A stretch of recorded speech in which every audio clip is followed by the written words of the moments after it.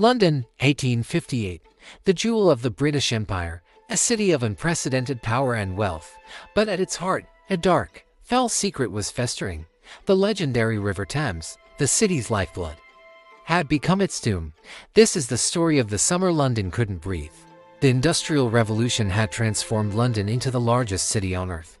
Its population swelled to over 2 million, a chaotic, sprawling metropolis. But its infrastructure remained trapped in the Middle Ages, a labyrinth of over 200,000 leaking cesspits lay hidden beneath the city, and its ancient sewers emptied directly into the river. The invention of the flushing toilet, hailed as a triumph of modern sanitation, only worsened the crisis, channeling filth into the Thames with horrifying efficiency. As early as 1855, the great scientist Michael Faraday had tried to warn the public. In a letter to the Times, he described dropping pieces of white paper into the river, only to see them disappear in the opaque, brown water before they had sunk an inch. The Thames, he declared, had become a fermenting sewer. His warning went unheeded. Then came the summer of 1858. A brutal, relentless heat wave descended upon the city. The water level of the Thames dropped, and the thick, putrid sludge that lined its banks began to bake in the sun. A smell of unimaginable horror rose from the river, a stench of death and decay so powerful it was given a name, the Great Stink. There is a pestilence, a foul, heavy vapor that clings to the curtains and sours the milk. We dare not open the windows, day or night. It is the smell of the grave, and it has consumed our city. The public's terror was rooted in the dominant scientific theory of the day, the miasma theory, held that diseases like cholera were spread by foul-smelling air. Just 4 years earlier, Dr. John Snow had proven that a cholera outbreak was linked to contaminated water from a single pump on Broad Street, a foundational moment for germ theory.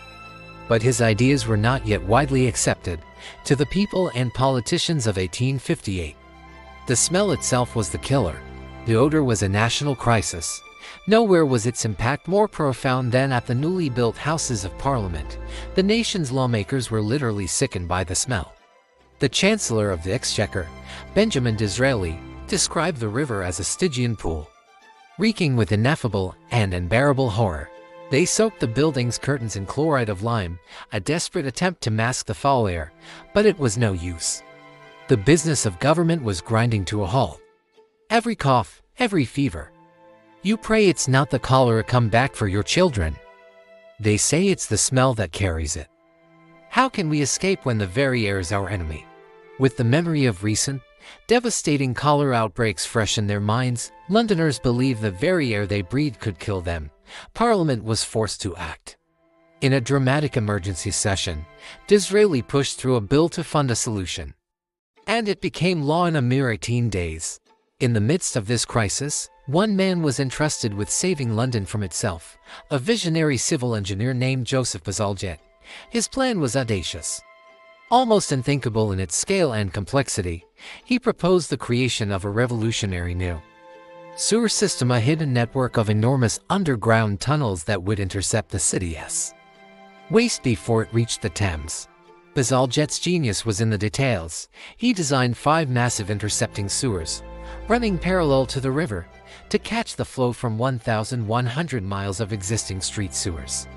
The tunnels were egg-shaped, a design that increased the velocity of the water, making them self-cleaning.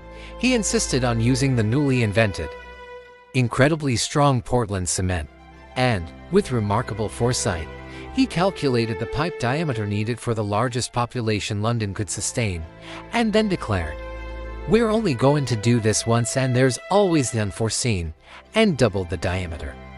For over a decade, an army of workers, the navvies, had toiled beneath the city streets. They excavated 3.5 million cubic yards of earth and laid over 300 million bricks. It was the most ambitious and expensive engineering project the world had ever seen. Silent and seen war against filth. The whole city is turned upside down.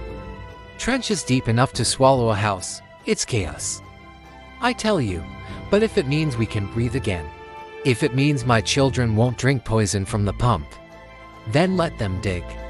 The project culminated in the creation of the magnificent Victoria, Chelsea, and Albert embankments.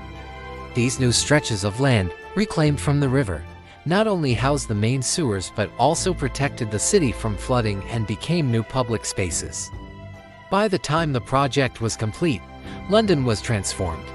The Great Stink was a memory, the Thames began to recover, and the waterborne cholera that had plagued the city for generations was virtually eliminated.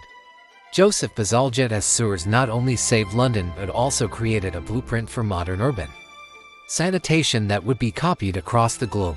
It was a silent, unseen revolution beneath the streets, a victory of ingenuity and will that allowed London, once again, to breathe.